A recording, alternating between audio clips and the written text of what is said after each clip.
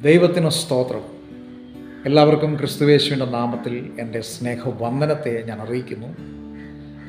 ആമോസിൻ്റെ പ്രവാചക പുസ്തകത്തിൽ 4-ാം അധ്യായം 4-ാമത്തെ വാക്യത്തിൽ ഇങ്ങനെ പറയുന്നു, എന്നിട്ടും എങ്കിലേക്ക് തിരിഞ്ഞില്ല. ഏകദേശം 5 പ്രാവശ്യം ഈ വാക്യം എടുത്ത് ഉദ്ധരിച്ച് പറഞ്ഞിട്ടുണ്ട്.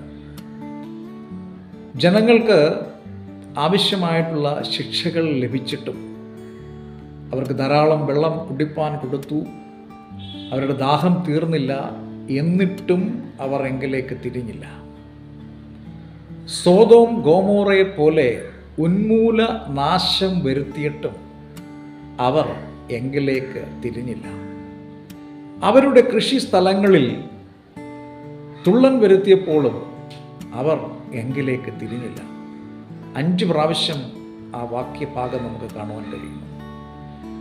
പലപ്പോഴും വിശ്വാസ സമൂഹത്തിലും പൊതുജനങ്ങളുടെ ഇടയിലും ധാരാളം ദൈവശിക്ഷകൾ ഏറ്റുവാങ്ങിയിട്ടും മനം തിരിഞ്ഞ് മടങ്ങി വരാതിരിക്കുന്നവർ ധാരാളം പേരുണ്ട്.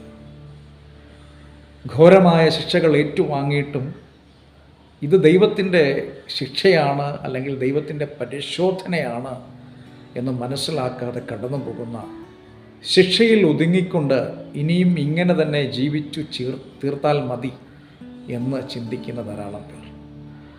ദൈവമാണല്ലോ എല്ലാം ക്രമീകരിക്കുന്നത്.